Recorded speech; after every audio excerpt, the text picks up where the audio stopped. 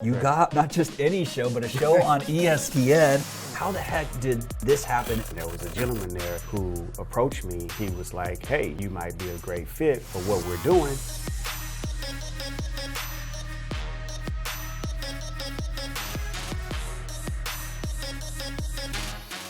Welcome to a very special edition of the Get Well Fit Show. As you know, where it's my job to get inside the heads of top moneymakers, investors, and entrepreneurs and reverse engineer the mindset and the moves that have made them so successful so you can replicate the same things in your own life. My name is Dustin Matthews, and I'm here today in Well Fit Studios with an extraordinary guest with an incredible background. He's an athlete, having balled in college, a former collegiate basketball coach, and is now a real estate deal maker who connects extraordinary people with extraordinary lifestyles in LA and San Diego's hottest zip codes such as Beverly Hills, Brentwood, Hollywood Hills, Malibu, La Jolla, Del Mar, and many others. Working with professional athletes, entertainers, business managers, and wealth managers, along with investors and developers, our guest finds income-producing properties or real estate with generous ROI and upside potential.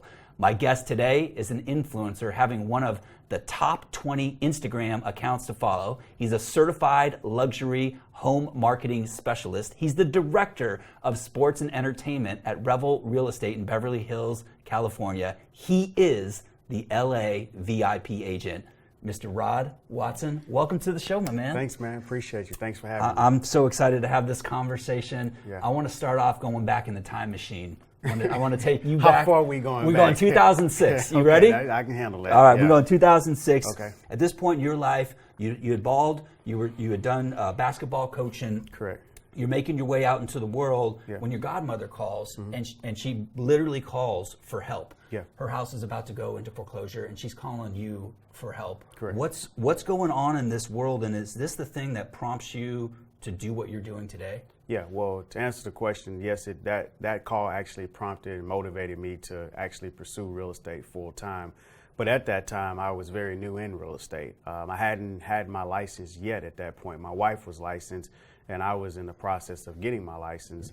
And she reached out to me because she knew I was dealing in real estate. My wife and I had been buying properties, rehabbing them, and fixing them up. And she was like, I don't know what to do. I've got this notice from the bank letting me know I have X amount of days to respond to them, pay this amount that we're past due, and or we have to get out, we have to vacate the property. Yeah. So I came over and I sat with her and I read the letter and I said, I don't have all the answers right now, but let me do some research and figure out, what the solutions are, right? Because I believe at the end of the day, we're problem solvers in this space as entrepreneurs and business owners. So I went home, jumped on Google and started looking up what her options were. And what I learned is that in every mortgage, there's a clause that gives a buyer or a borrower a way out, if you will, which is either deed in lieu of foreclosure, short sales, or restructuring a loan, which is now known as a loan modification. Yeah. So at that point, I let her know what our options were. There were some downsides because the property had some deferred maintenance where there was a roof leak and then there was some plumbing leaks and sheetrock had been damaged in certain parts of the home. And she had a flood where she had to pull up all of the flooring in the house. So it made it kind of impossible to be able to sell and get a market value for the home. And so in that situation, what we decided was a short sale was the best option for her. Okay. So that was my first time actually putting together a short sale. So I followed the instructions that were given, put together a short sale packet of like 50 pages of documents that we had to fax. And we had to fax that information over to the bank like 3 times because they claimed that they never received it. So that experience then set off a light. It made me think like, wow, there's millions of other people that are in this situation. Yeah. And from that point going forward, I said, you know what, I see an opportunity here where I can get into real estate and actually thrive because there's less competition in this space. Very little at that time. No one wanted to even touch a short sale, That would have been me. Like, I'm amazed because, like you had mentioned, you faxed this 50-page doc over 3 times. Like, I would have think, gosh, what a headache of a process. But you saw opportunity? Saw opportunity there, and people, obviously at that particular point in time, were not thrilled about distressed sales from a standpoint of dealing with short sales. Most distressed sales typically were REOs, right? Yeah. And in '06, the market was kind of teetering, and you could see where everything was headed. And by the time we entered '07, the writing was completely on the wall. So when we entered '08, it was like, all right, it's game time. This is real. And, I was licensed by that point. Yeah. And so I focused on creating a brand around helping people, helping people get out of that situation or solve their issues, and exercising the best option for themselves and their families to either be able to stay in their homes or leave their homes in a dignified manner.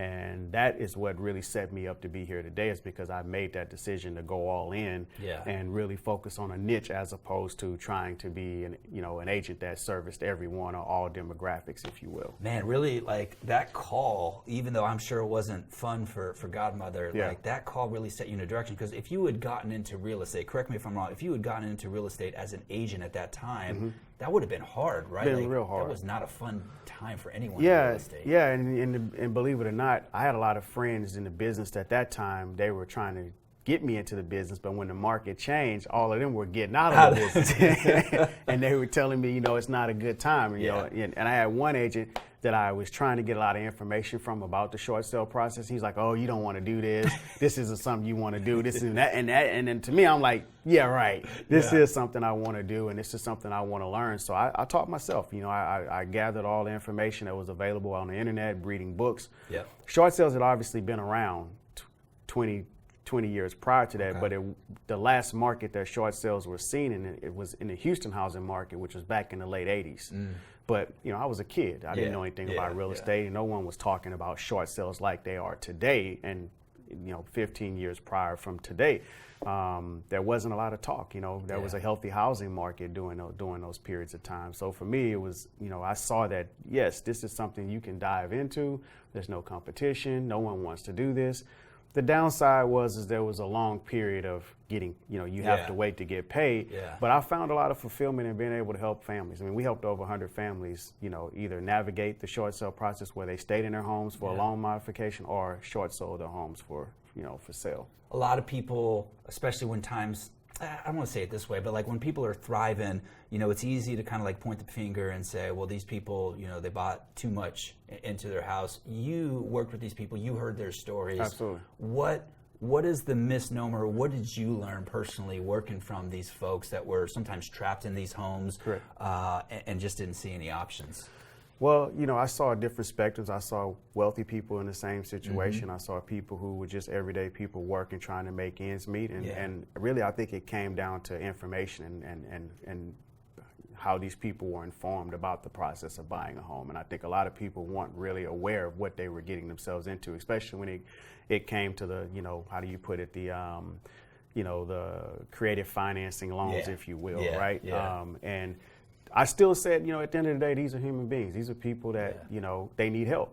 And I noticed that a lot of agents weren't really willing to help. And I thought that is our responsibility as a realtor, is to be there, to be available for individuals in the community and to guide them, especially in a time of need. Yeah. And I saw it as, my opportunity more or less to kind of be a superhero, to be able to step in and guide these people through these, troubling times. And I just felt like, hey, I could be in that situation. And if I were in that situation, I would be looking for help. And, I felt like, why not me? Yeah. Why not me? Why not me be the individual that could step in and help these people get out of this situation? Well, that's very, very noble of you. And I'm grateful for folks like you that, have that and figure out a way to provide value to people, Correct. but also make money. Because you're a businessman, you're an entrepreneur, you got a family to feed, and so creating these solutions is pretty powerful. I'm curious though, you now work with celebrities, influencers, entertainers. What point into the process did you start transitioning away from short sales and now deciding, hey, I'm going to go after this niche market, sports entertainment? When did that become clear to you? Yeah, well, around 2011, we moved from Texas because I was licensed in Texas first. Okay. And that's where we really started doing the short sales. And then we came here in 2011, and I had an opportunity to head up Bank of America's cooperative short sale program initiative here in San Diego and parts of Los Angeles County. So from 2011, I had one client who's a really good friend of mine. He played for the Houston Rockets. he reached out to me because he was going through a process where he was basically needed to liquidate some assets, and his primary residence in Houston he wanted to sell. Him and his wife were separating, and unfortunately, the decision was made that they were going to sell the property. Yeah. So he called me one day out of the blue, and I was actually living here at the time. I had just moved, and he's like, "I want to sell my house, and I want to use you." And I'm like, I'm in California, right? He's like, "I don't care." He's like, "I trust you. I know you're going to be able to help me get what I need done." Yeah. So that was my actual first transaction with a professional athlete, which was in 2011.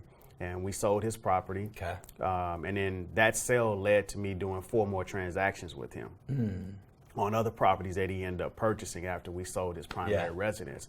So that was my entry point. So around 2011, the light switch went off once again, and I was noticing that the short sale market was beginning to change. Yeah. Properties that were once underwater, the market was now coming back, and people were beginning to basically get equity in their homes again. Yep. So I immediately thought to myself, you know what? I think you need to figure out your next move. Don't wait till the last minute. So Smart. Right around 2013, that's when I really started focusing on developing a brand, a name, an identity, and connecting the dots with the relationships that I had in that space from playing in college, overseas, and summer leagues, and getting to know different players and reaching out to them, letting them know, I'm building a brand that's catered towards servicing you, particularly as the athlete, as the entertainer. And by 2014, I had identified a logo. We had a brand, and then of course I formulated a brand strategy, and after that it was just like time to get to work. So by the time we entered 2015, we were taking full action and really directly focused on that demographic. I was curious. I think you kind of gave us a little tell there. I don't have any friends that are Houston Rocket basketball players, but you mentioned you played in the summer league, and you played ball, so that's just where you got these. That's where I met a lot of them. Yeah, Okay. That's where I met. My friend Moochie. He goes by, his name is Martin, but he goes by Moochie Norris. Yeah. I met him playing summer league and competing, and I met a lot of other players as well that played for the Rockets when I would come home and play in the summertime. So it's easier to connect with guys that way because you're battling with them on the court. Yeah.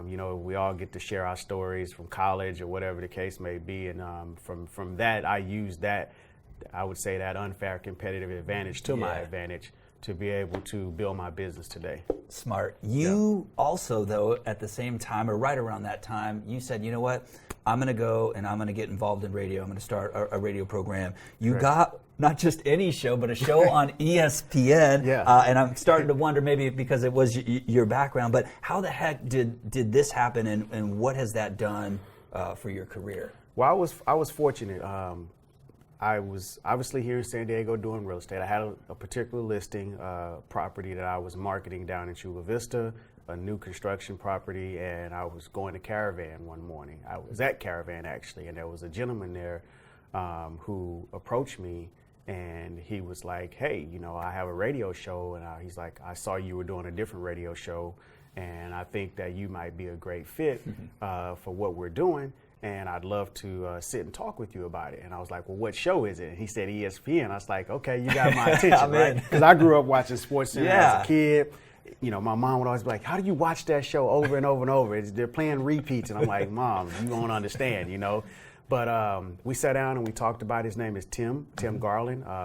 He's over at Alliance Escrow, and he pitched me an opportunity to be basically to have my own show. And I'm like, I'm all over this, you know? And I got the opportunity, and 3.5 years later, I took it and ran with it and produced my own show and content. And what'd you cover on the show? What was I mostly covered really interviewing former athletes or business owners and entrepreneurs, having them come in and tell their stories, their success stories, their triumphs, things that they were able to overcome, their adversity that they had to face through going through the process of being a business owner or athlete. Really just letting them tell their personal stories, right? And using it as motivation for our listeners, because I believe we all need encouragement. We all need some form of inspiration and motivation when we're trying to overcome obstacles in life, or trying to get to that next level in business, or just be the best person we can be in life. So I brought those individuals on and interviewed them, and all of the interviews went really, really well. And that's how I actually established myself here in California, San Diego and Los Angeles, because I then also went up to LA and launched a show there too on ESPN. So that expanded my reach being able to get, players from the Chargers and different players that had played for the Lakers and various other teams as well to actually come on the show and be able to interview them and establish a relationship with them and also their agents or their publicists, and making that decision to actually take on that role and host my own radio show really gave me a platform that I have today that I've been able to kind of grow from there and build up. Now you're making the switch though, because you're not doing that show anymore, but you've got grand plans for your own platform. Yeah. What went off in your head as to why go create your own platform? I think ownership is important. Being able to control, your own content. Yeah. After being in radio and kind of, obviously big fan of ESPN, loved it, but I didn't own that. That wasn't my station. Yeah. I didn't have control over content distribution. Even though I had a lot of freedom, if you will, I felt it would be more benefit to me to have control over my content and produce my show the way I want to, and not also be limited just to the studio, to actually be able to move around to different areas and I have a production team that I work with in Los Angeles. So it was really about ownership to me and having control over the content that I produce. I can get that. I can relate. I've been waiting to ask you this question. So during this time, you interviewed LeVar Ball, big baller brand. Yep. I imagine an interview with him could go anywhere. Yes. Right? Yeah. Were you nervous? Actually, I wasn't. No? No, I wasn't, because, I was nervous when I first initially was reaching out to him. Yeah.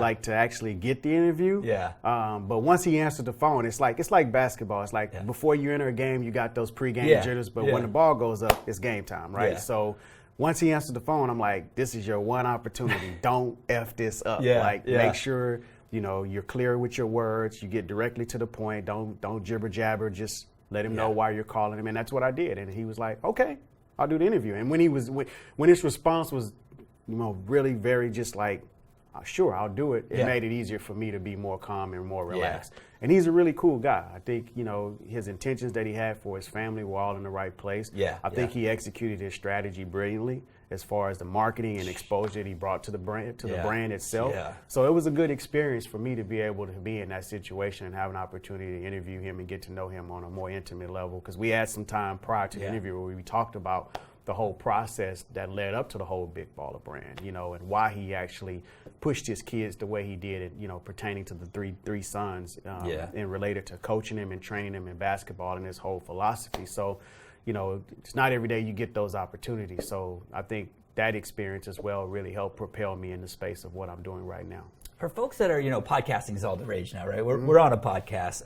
So podcast or radio, a lot of people say, well, why would someone like of influence, when they could maybe go on an ESPN or an ABC or whatever, why would an influencer want to come on my show? Correct. Why would that be? Like, so why did he want to come on your show, and why do so many others want to come on your platform versus big national media? Yeah, well, I think we're in a time now where independence, right? You're seeing it. It's kind of like a trend, right? Like entrepreneurship became sexy. Yeah. Back in the day when I was growing up, if you were an entrepreneur, you were broke and you were unemployed, right? Nobody wanted to be an entrepreneur. But now I think that people are seeing that, I can have my own radio show. I can have my own podcast. Yeah. I don't have to wait for the big networks to contact me. So I think players, they understand it as well too. And if you have the relationship that's there, or if you have a unique platform that they can come on and tell a story, I think there's value in that, because it can be syndicated across multiple mediums. You're not just restricted to someone tuning in to Channel 13 or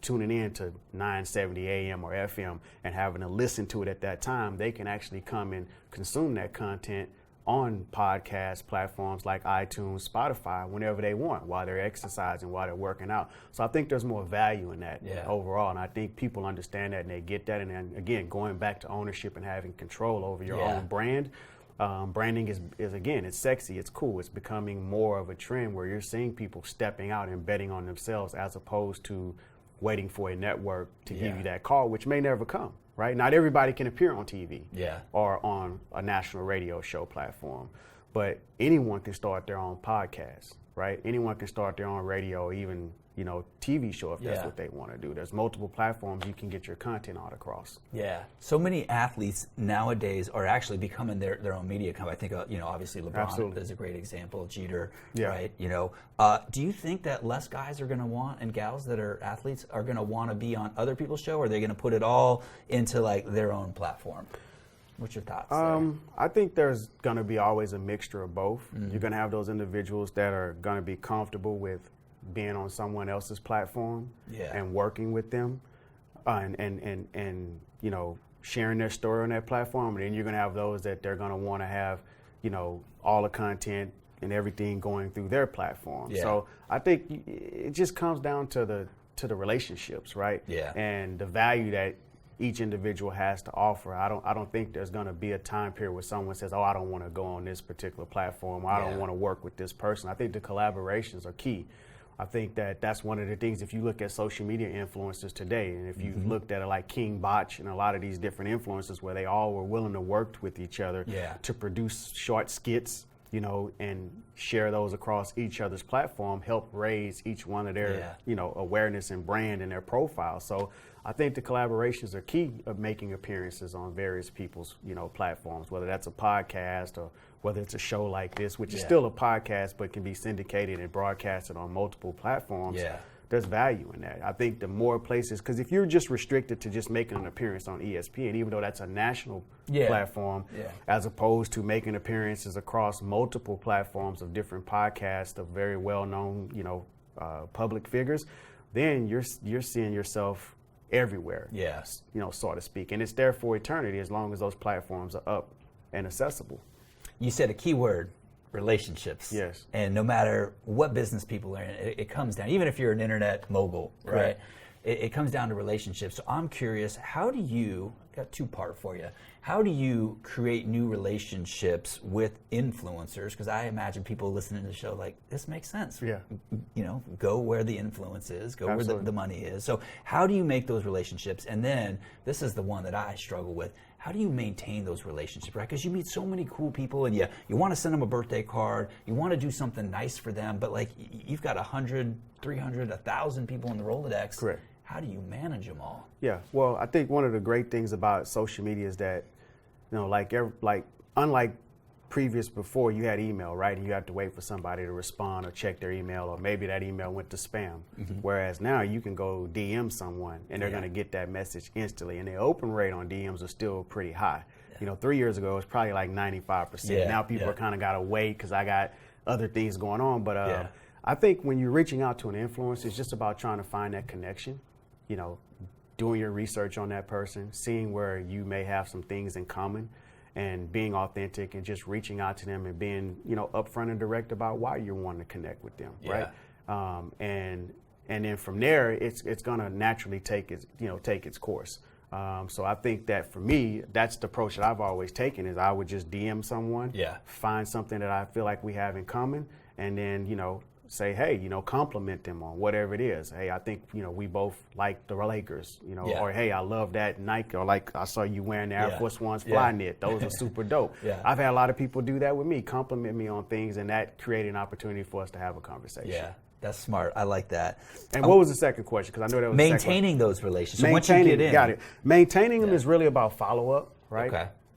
And that can be through setting in systems where, like, what we do is we send out birthday cards, anniversary cards. If it's a client where we've sold them a property, then, you know, 6 months anniversary, 1 year anniversary from home ownership. Okay. The other thing is just, you know, being yourself, and, you know, if you know you really have a good connection with that person, putting on your calendar, you know, lunch with Dustin on the 29th. Right? And setting that where you're going to have so many touches with that person. So Dustin's going to receive 4 items or something of value from me over the course of 12 months. And so you can decide what that is. I know Dustin likes Air Force Ones, right? So maybe a gift might be on his birthday. I send him a pair of Air Force Ones. It's $90, but that's an investment in the relationship. Absolutely. Right? So you get to pick and choose what you want to, you know, the value you want to offer or provide. But I think it's really about putting it on a calendar and making it a priority. Just like you make the relationships with your wife or with your kids a priority, you have to make those relationships with other people that you have connections with a priority, and remember to try to, you know, take the time to check on them. You know, Yeah. it could be something as small as a text. You know, we all follow each other, and we all are busy throughout the day. Yep. But maybe you say, hey, you know, man, I noticed that you guys just took a trip down to Hawaii. You guys, the family, everything looked like it was a lot of fun. Just checking in on you. How's everything going? It's short, it's sweet, and it's direct, and it's to the point. You know, those are ways to keep yourself in front of people from a social media standpoint. I like that. I could do better at that. Just checking in. It's hard. Hey, you know, yeah, it's hard. Yeah. Especially when you know a lot of people. Yeah. But, you know, I've come to learn when it comes to relationships, you know, there's 4 forms of currency, and I tell people this. There's knowledge, there's time, there's money, and there's relationships. Mm-hmm. Most people chase money. Time is one of our greatest assets next to our health, right? Knowledge, I think, is very valuable, but the relationships, I think, rule and trump everything, and that's a high level of currency that I believe we overlook as human beings. And you know, what you invest in other people, at the end of the day, even if it doesn't immediately come back to you, it always finds a way to come back around in some form or fashion that's going to be of benefit to you. So I learned early on from my mother that, you know, there's 2 things you want to invest in life. That's yourself and that's other people. And, you know, that philosophy stuck with me, and I watched her live it. You know, I just talk about it. She lived it in all aspects of her life. She always would pick up the phone and call people, check in on them, visit people, stop by and drop things off, you know, cook a cake. And I'd be like, Mom, what are you baking? She's like, oh, I'm making something for Mrs. Such and such. And in my mind, I'm like, you should be making me a cake, right? But it's little things like that, you know, when you value people and you value those relationships, you'll find ways and time to connect with people. I love your marketing. I love your mission, which is connecting extraordinary people with extraordinary lifestyles. Yeah. How are you doing that? You know, obviously my background in sports has allowed me to kind of interact with all walks of life, all over the world. And I know that from those experiences, we all like nice things. We all strive to live not an extravagant life, but a life of quality versus quantity, most people. And fortunately, living out here on the West Coast, we have some phenomenal properties, and we also get to live a great and amazing lifestyle due to the weather and also the environment that we're in. So when I was in Texas, I saw this as a great opportunity to move to California and sell the dream, if you will, right? And most people come to California, one, because of the weather, the job, the economy, and the opportunities that are here to build and to thrive. So I saw it as the perfect product to package up and sell, right? And build it around lifestyle, not just the properties. This is what this particular home offers in Del Mar or in Beverly Hills or in Hollywood.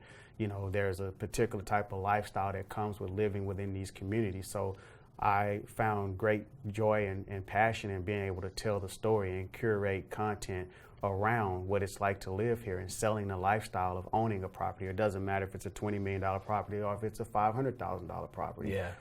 Each property has something of value to offer. So to me, it was really about being able to figure out a way to craft the perfect narrative, if you will, to be able to connect extraordinary people with extraordinary lifestyles. I love it. Real estate is competitive, right?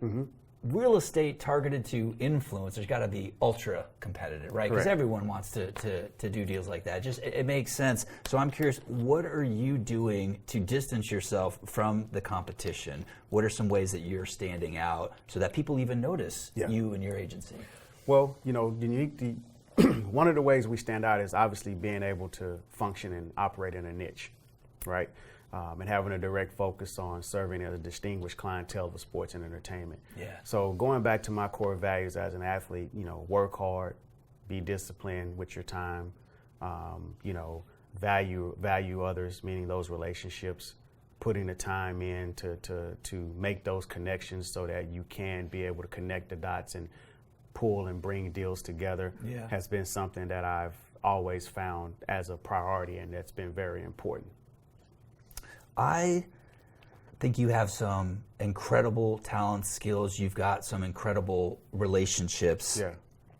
I think a lot of people would like to know what is a way for them to connect. And you mentioned on DM, you mentioned social media, you can DM, right? For those that are getting started that maybe don't have you know, the basketball background, or maybe they didn't play that sport, but they're like, man, I really love sports. I watched ESPN growing up. I want to operate in this world. And maybe it's not in real estate, but something like a wealth manager or some other related thing. What's your advice to them? to kind of break into this business or break into this close-knit community? I think, you have to be authentic. You have to reach out to people that you can find that you have things in common with them. Yeah. Work to build those relationships. Do your research on the individuals that you're working to connect with. Try to figure out a way to provide value to them, right? Like for me, the things I've done to separate myself in this industry is figuring out how to provide value to the clients that I'm serving, which has allowed me to separate myself from the competition. Meaning, typically with professional athletes, they're busy, they have crazy schedules, and they're used to individuals being able to cater to them and provide a high level of service. So I made sure our brand actually does provide a high level of service, and in addition provides value to them by offering them properties that particularly not everyone has access to, like off-market properties, right? Okay. Being able to figure out what's going to give you that competitive edge to get that conversation or get that meeting with that gatekeeper, right? Yeah. So you have to be able to obviously be creative. You have to be authentic.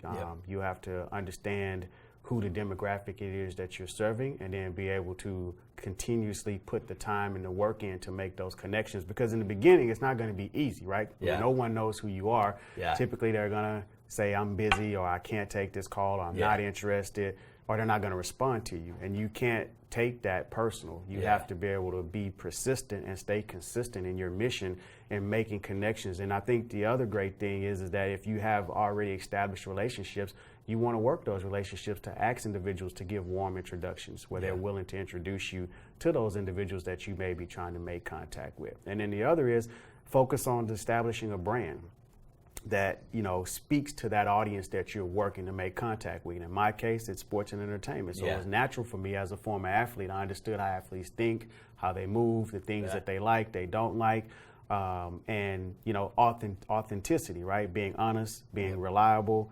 Also being someone that's going to do what you say you're going to do. All those things are important and necessary to have success in this space. So I would tell an individual to make sure you do your research and have a game plan and then be consistent with it. You mentioned two things. I'm going to count on you to remember one of these so we can come back to it. You said gatekeepers, but you also said branding. I want to start with branding first. So you have an incredible brand online. Thanks. And this doesn't happen overnight. So you knew what it was like being an athlete or being an athlete. Correct. You know what they're thinking. How did you develop your brand? Like, what was your first move, and then how has it matured? How has it grown throughout the year, and what's the future like? So the way I developed the brand was I was sitting one night with my wife and talking and said, okay, we know that athletes love high levels. They love service, right? Yeah. And they're used to being catered to. So immediately I thought VIP. And then, of course, the cities that we were in, SD, short acronym, LA, short acronym for Los Angeles, SD for San Diego. And then I'm an agent, right? So I felt like those three correlated. LA, VIP for the service, agent as the real estate agent. So we formulated the logo. And then the rest from formulating the logo was, okay, now what's going to be the brand strategy? How are we going to actually build equity, where the perception is, attractive to that audience, the message that we're sending out resonates with them, and then how do we connect the dots from that point? So I had to basically put a brand strategy together as far as the things I needed to be doing on a daily basis, which was doing my research on players that lived in a certain region or area, the amount of money that they make, understanding what their lifestyles are, doing your research on them, and then identifying who represents them, publicists, agents, business managers, attorneys, and then working to make connections with those individuals, and providing value to them, which means we have a newsletter that goes out every week. So I formulated a newsletter that things that I knew I could stay consistent with that at that time didn't cost a ton of money for me to do, that I could get these individuals information, have their email addresses and phone numbers. And then also we did private events. So I focused on how do I provide value to the athlete, right? Or to the entertainer. So I focused on certain players that I knew had passions or outside of the sport, like philanthropy, right? And there was one athlete in particular, we threw a charity event for him right here in San Diego at the Bentley O'Gara dealership, and we connected Rady's Children's Hospital, and it was focused on a cause towards helping less fortunate kids that were dealing with health issues. So we had to really think really outside of the box and come up with ways to bring value to the audience, to connect the dots, And then from there, when you talk about growth going forward, you know, what's the overall goal? The overall goal is to really have market dominance, you know, to be able to dominate this particular niche market and be a household name. And I believe that's something we're actually now starting to move towards. Yeah. And I think you do that just one client at a time, right? And also being patient and positioning yourself and putting the work in. So everything I do today is going to take, you know, several weeks or months to actually manifest, but it's staying consistent with the body of work and executing our game plan, just like in sports, right? You have a game plan. You can't go into a game and expect to have success if you haven't scouted your opponent. You don't understand their weaknesses. You don't understand how to execute, you know, certain plays at the right time. And, you know, for me, it's like we have a game plan and it's just stick with the game plan no matter what's going on. You know, you make adjustments, right, if it's necessary, but overall, you don't throw the game plan out of the window just because you run into a few obstacles. And we've had obstacles in business, but the focus has always been, this is my dream. This is something that I believe in. I know that it's something that I can accomplish, and just remain consistent in my endeavors as I move forward. And so the future for us is just becoming a household name in this space. I love it. I want to go a little tactical here, and it perfectly dovetails with my open loop questions here. So let's make this real. So you identify an athlete, like, man, I'd like to work with him. I think I could provide value. Maybe he or she comes to San Diego or LA. It's in the news, right? So that's the marker, right? And it gets on your radar. And I have a couple. What? that we're targeting. That you're thinking, okay, good. So this make it real. So you identify this. So you said that one of the strategies, a business manager, a PR agent, figure out who's their inner circle. So is there a resource, or is it like, I don't know why LeBron James, you know, PR, and maybe he's a bad example because probably his inner circle is very well known, but like maybe someone that's on the rise, that's coming up. Do you just go to Google and type in, you know, business manager? How do you get the details, the Good data? question. So that's basically kind of what you're sharing, how I started out. I said, okay, you got the LeBron Jameses, you got the Kobe Bryants, you got the Dwayne Wades. Most of these guys have been in the league 12, 10 or plus years. They have a pretty good foundation of individuals that if I need a house, who do I go to, right? If I need a car, who do I go to? If I need these particular services, they pretty much have those relationships intact.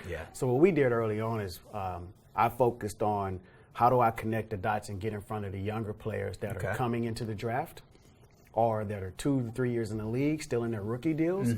They don't really know a lot of people. They're trying to figure out who do I trust, right? And focus on making connections with their families.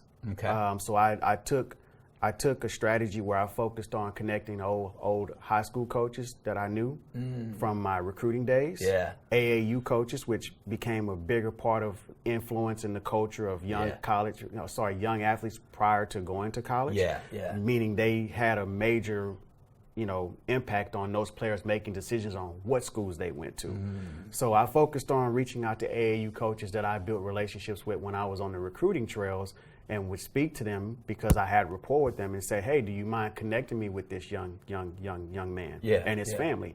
And they would connect me with their families. That goes back to what I stated, get the warm introduction, get the warm transfer to that target that you're trying to make contact with. So that was one strategy that we took, and it worked really well because I knew that those players being young at 19, 20, 21 years old, they don't know. They don't have a clue of who to trust, who to talk to, and everyone that they're going to build relationships with typically are going to be people, if they don't already know, they're being introduced to.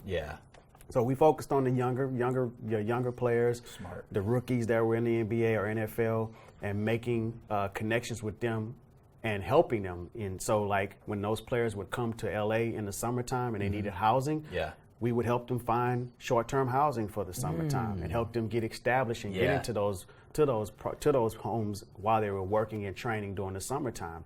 So that led up to when they were ready to buy a property, whenever they got their second contract or their third contract, they knew who to come to. And that actually worked in our favor because this year and last year we had several players that came to us that we ended up assisting for short-term housing in the summer in Los Angeles that actually bought properties in Los Angeles.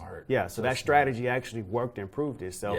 So we focused on the younger talent, players that weren't as established with their careers. And then from that, the agencies that I work with, they had players that were older and more established. And because we did such a great job helping their younger guys and assisting them, I started getting referrals with their players that were veterans in the league that were more established, that obviously had the income and the money to be able to afford larger scale properties. Yeah. And it worked out. So I didn't necessarily have to go out and chase people. I focused on taking a particular strategy that ended up opening up the doors, if you will, and led to us being able to have the success that we have today. So smart. And the big thing I hear there is you're playing the long game. This isn't like overnight success. This is like one step at a time, like you said, being smart, being strategic, and just building relationships over the long haul. Yeah, you have to be. You have to, in my opinion, everything I do is for the long game, right? Yeah. Because I understand in this business it takes time for relationships to develop, to grow. It's like a seed. When you put it in the ground, it's not going to sprout up overnight, right? It's a process that it goes through. So I just do my job, right? When I'm called upon, I provide the best service at the highest level as I possibly can and make sure our clients are taken care of. And I trust the process that they know, because it's a small world. And again, these players aren't just looking for anybody to help them. They want the professionals. They want the individuals that they know are going to take care of them. And they know when they come to us, we're going to take care of them. And also privacy. Their privacy is going to be protected. And that, we're going to respect who they are as individuals. And at the end of the day, it's just business, right? And so that's worked out in our favor. That's so smart. I am fascinated by the events. I shouldn't say events. These are experiences that you're putting on as a marketing strategy. I come from the event background, but like seminars and education, you're doing these high-end experiences. And one of those I found online was a private invitation-only event for what would be the formation of the Freedom Football League here in San Diego. How did you get behind it? Like, did they approach you and say, hey, let's get it together? And then it appears to me that you did it in a nice house. You got cars there. And so did you get these people to give you the place for free, the cars for free? Like, what's the story behind so the actual one of the founders of the Freedom Football League, he played for the Denver Broncos. His name is Byron Chamberlain, which you met. We were here the other day. Byron had been seeing a lot of my other events that I was doing previously, and on social media, he kind of put two and two together and was like, hey, I'm getting ready to launch this league. I want to talk to you about consulting for the league and helping us with events. He just reached out cold? Yeah, he just reached out. And we had kind of like talked before about like playing golf and things like that. So it started out with us playing golf, and then he was like, hey, here's what I'm thinking. I'd like to talk with you about coming in and consulting with us and helping us formulate our events for our investors as we're working to grow the league. And so I said, okay, I think I can help you with that, because I had already done it previously multiple times for our other events that we were doing just to promote and market the brand. So basically I reached out to some contacts that I know, and they regularly list properties on a higher scale, $3, $5, $10, $15 million.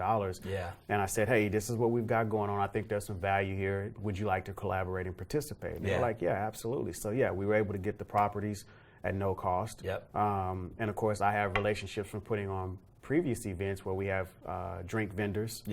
I actually have a chef that I have a relationship with. I have a couple of them that we use for our events. And wasn't one of them on like Iron Chef or something like Lauren that? Lawless is her name. She's, you guys, if you ever want a great quality chef to host private events, Lauren's phenomenal. She's building her brand here in San Diego and Los Angeles. She does a great job. But Lauren was the chef that we used for each one of those events. And, it worked out because I'd already put the work in. My previous body of work, like I said, the great thing about social media is everyone sees it. They're watching. So he saw events that we've done in the past and was really impressed with it and felt that, it would be great for us to collaborate and help them, establish more or less a presence for the league and, work towards them being able to raise the capital they need to launch the league. So it was an honor for me to be able to step in and provide that level of service to them and collaborate and be able to, help them put a nice event together that I felt at the end of the day was all of their guests were really impressed by, and Byron was impressed by it as well too. And we're going to be working together on more events as we go forward in the future. That's really cool. And so, I mean, it seems obvious, like you're putting yourself at the epicenter, like you're going in, like if you get business out of it, like you're not expecting business out of it, but you're saying, I'm just going to put myself in that environment and just create value. I mean, it's also perception too, right? You get an opportunity to be in a room with some very highly successful individuals, athletes, business, entrepreneurs, people that have done really well for themselves. And it's just about making connection. If all I make is one connection with one person, each time I host an event, Yeah. which I have. Yeah. There's value there for me. Yeah. And regardless of what happens or when it happens, it doesn't really matter, because at the end of the day, I've made a connection with someone. So I have to obviously let it naturally grow and develop into whatever that comes out to. But I trust at the end of the day, the process, that I will never go with, being short or not having enough to be able to take care of myself, provide for my family. Yeah. I just trust the fact that as long as I'm doing right by people and I'm doing the things that I'm passionate about, that I love, everything else takes care of itself. It sounds incredibly fun. Yeah. This title also sounds fun. Director of Sports and Entertainment at Revel Real Estate in Beverly Hills. What exactly is a director of sports and entertainment? What's your day-to-day look Great like? question. A director of sports and entertainment is kind of like a CEO of a company. You got to Okay. figure out how to get business. Okay. You got to figure out how to develop a brand and have individuals that are operating in that space, the business managers, the attorneys, the agents, the publicists, trust you, want to reach out to you, want to work with you, and have you represent their clients when they have those real estate needs or transactions. So my job is really basically each day as we go day to day, working towards connecting the dots. We have initiatives that we're going to be working on going into 2020 as we work to expand the brand. And like I said, the goal now is to become a household name in the space of sports and entertainment. Nationally, not just on a local level in Los Angeles, but on a national level. So in order to do that, you have to be able to have the right relationships. You have to be able to reach the right people and connect. So there's a combination of marketing that we do with content like the podcast, private events, right? And then there's the face-to-face meetings. There's the warm introductions that are created through other players, the referrals that we receive from other players that we've serviced. So I work constantly on a day-to-day effort in expanding in the reach of the brand, if you will, and making connections in spaces that we've, like example, LeBron James and Clutch Sports. That's one of our goals, is to make contact, and we've begun to have some leeway there to develop a relationship and a rapport with his sports agency. Yeah. Because it's not just LeBron, he's got multiple players on that roster, right? Yeah. And a large percentage of them spend time in Los Angeles during the summertime. So it's being able to identify the relationships that we need to tap into in order to keep business coming in or have new relationships being established. So that's mostly the role of the director of sports and entertainment. It's being able to make it rain, being able to bring in the business and make sure that the brand is there to stay, and that people know that we're the number one, real estate agency for athletes and entertainers to reach out to when they have a real estate need. I love it. It sounds so fun, man. Yeah. It sounds like every day. It's a lot of work. It's a lot of work, and it's fun too, because I'm doing what I love. Yeah. It's natural. Like talking to athletes and entertainers and working to make those connections is natural for me. Yeah. I never feel like I'm out of my comfort zone. Yeah. In fact, I have a lot of confidence going into those situations because I understand what they need. It's just about, can you make the connection with the person on the other side of the table that's representing them, or can you make the connection with the player and have an understanding of who they are, what their needs are, and then just keeping it simple, doing the things that are necessary to make sure that you're going to have success. So to me, it's like when I play sports, you got to get up 4 a.m., 5 a.m., stretch, get in the gym, get your shots up, meet your goals, and then come back the next day and do the same thing and just be consistent with it. But it's fun, right? Because you get to see the results when you step on the court. So like when I get that phone call, I get to see the results from the work that I put in up prior to that point to get that phone call. So it's a lot of fun. That is fun. Like when you put all that effort in and then something manifests, something creates, a text or a call, that is exciting. Yeah. Can we talk about the $94 million deal? Absolutely, absolutely. 924 Bel Air Street is a property that our founder of Revel Real Estate, Ben Bacall, who's very well known in the city of Los Angeles. He's done close to $3 billion in sales. Most of his sales have been in Hollywood and Beverly Hills, the Bird Streets primarily. This particular property resided just in the Bel Air area. It had been on the market originally for $250 million. Ben had the listing in the beginning. He actually communicated and tried to tell the developer that, your pricing is probably a little too high. He didn't take his advice. Ben actually brought him a few offers that were higher than the $94 million during the period of time that he had the listing, but he didn't want to accept them. And unfortunately, Ben ended up losing the listing, But due to Ben's persistence and, of course, his relationships with working with other developers and really super high net worth individuals, he was able to, bring in a buyer for this property and still get the deal done.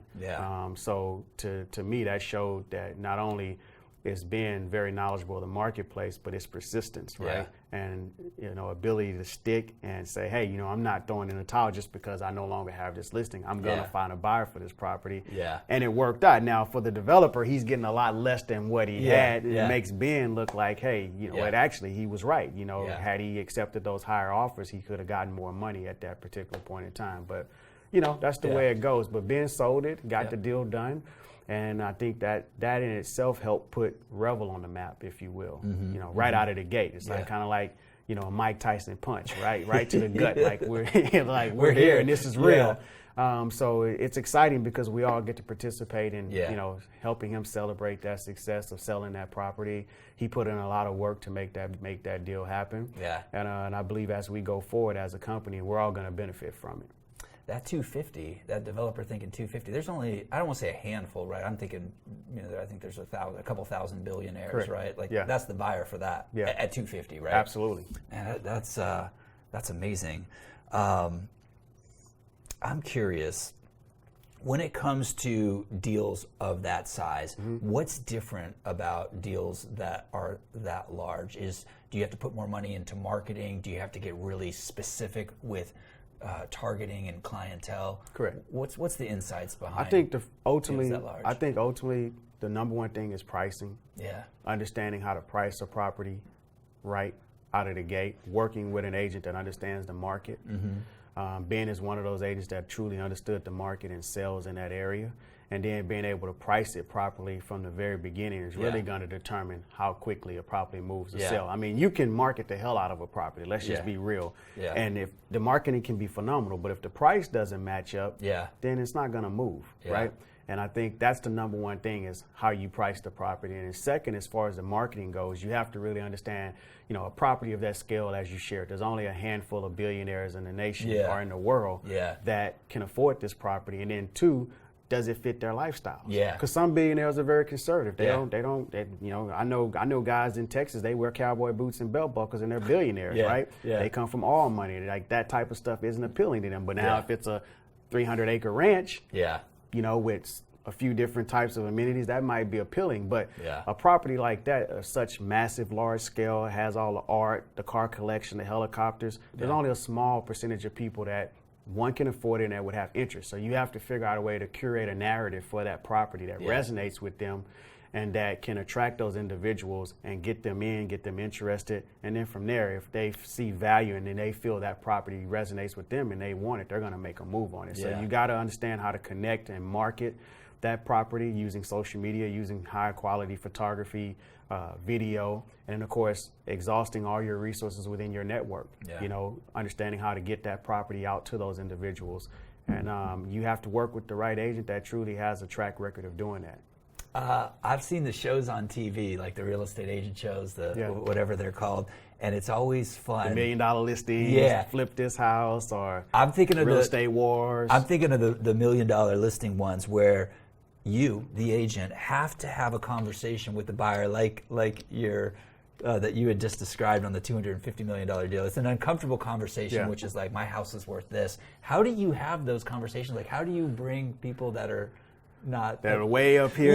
And you're trying to tell them, listen, this is market value, and they're thinking, oh man, I got to push him. We got to get max value. No, this thing's worth more. Like, how do you have that conversation? You have to really focus on getting them to understand the market and help get them to understand that if they don't grasp that and understand that there needs to be a price correction if that's necessary, if you've exhausted all other resources, then they're going to wind up getting less for the property in the long run. And I think a part of that is just being upfront, putting the information in front of them, and then coming up with a solution on, this is what we need to do. This is the steps we need to take. If it's before we make a price reduction, we're going to change these things in our marketing strategies, or we're going to make some adjustments here. But if it gets down to it and the market is saying, because as agents, we don't determine the market, the buyers do, right? And if the market's saying this property is overpriced, then you have to stand your ground and you have to say, listen, it's time for us to make a price correction on this property. Yeah. And I think it's not easy to do, but I think that's what they're hiring you for, right? Mm-hmm. And you have to remind them, like, you're hiring me because I'm the professional here. I'm the individual that understands the market, and I'm bringing you this information, and I'm sharing this information for you because that's what you've hired me to do. And if we want to sell this property and have an opportunity to getting the type of number that you're seeking, not this number that's way up here, but what the market is telling us that we can get, we have to make this price correction. It's just tricky because, right, the emotion, right? You know, Absolutely. People aren't thinking logically. You got to present logic, but you know, there's an emotional attachment, especially if it's like the home, you know, versus an investment. Absolutely. And I think you have to tap into that. You have to really, you know, have that conversation about, you know, hey, if you're selling and you need to get to X, Y, and Z, right? Then in order for that to happen, the market is telling us this is where the property needs to be priced. Yeah. Are you still trying to get to Oklahoma? Do you still need to get to that job in the next whatever? You have to go. You have to go back and touch on those points. What's motivating them to sell in the beginning? Yeah. Right. And go back and remind them. This is why you hired me. This is why you said you wanted to sell. This is the timeline you said you wanted to sell by, and this is where you need to be in this certain time frame. So I think you have to touch on those points, and then you have to get back to where the market is and what the market is saying. And say, listen, I don't get to determine this. I'm not telling you your home is worth X, Y, and Z. The market is saying this is what your home is worth now. Yeah. And we missed the mark coming out of the gate. So in order for us to at least be able to get to a point to where, you know, you're going to be happy with the final sales price, this is where we need to be. Or else you're going to wind up getting a lot less than what we can get today in this market.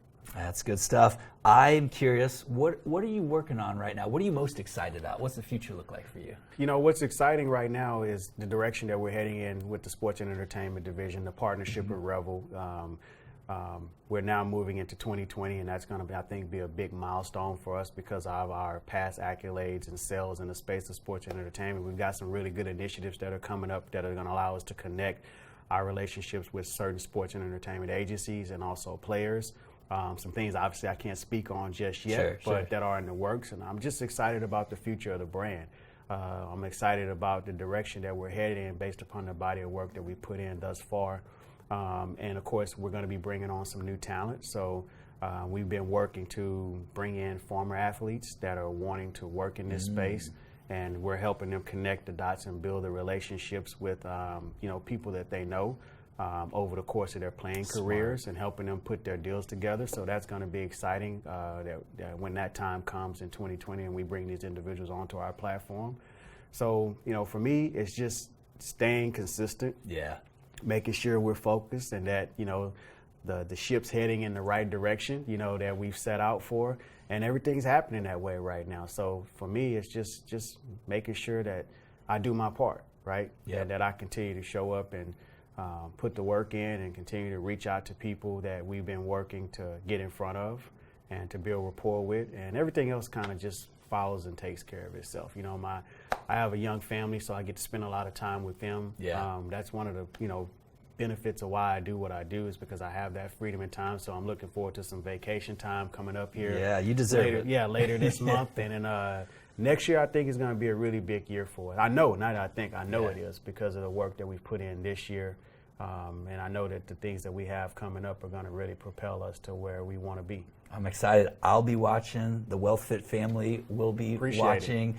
LAVIPagent.com. Where else can people get a hold of you? Yep, they can go to our Instagram page, my Instagram page at RodWatson23, or you can go to at LAVIPagent. Those are two Instagram pages where you can connect with me. And the team, and top 20 account, by the way. Yeah, top 20 account. That's a lesson in marketing. Yeah, just follow it. Yeah, that was. I didn't even know that. I didn't even expect it. I was just, you know, putting in the work and doing the things that I felt was necessary for us to get recognized, and it was great to get that recognition. Then also on Twitter, you can go to @RodWatson23 on Twitter. And connect with me there. And on LinkedIn, Rod Watson, and on Facebook, Rod Watson. Good number 23 there. Yeah. I like it. The man himself, Mr. Air Jordan. Well, I appreciate you being on the show. I appreciate what you're doing in the world and the energy that you bring to it and really serving people. You come with that service mindset. Yeah. And I appreciate that. It's always exciting and fun to interview folks that have that mindset, because the success will come, and putting in the work like you've done naturally comes if you've got the right mindset and the right values. Absolutely. So thank you, sir. Yeah, thank you for having me. All right. Well, thank you everyone for watching or listening into the Get Well Fit Show.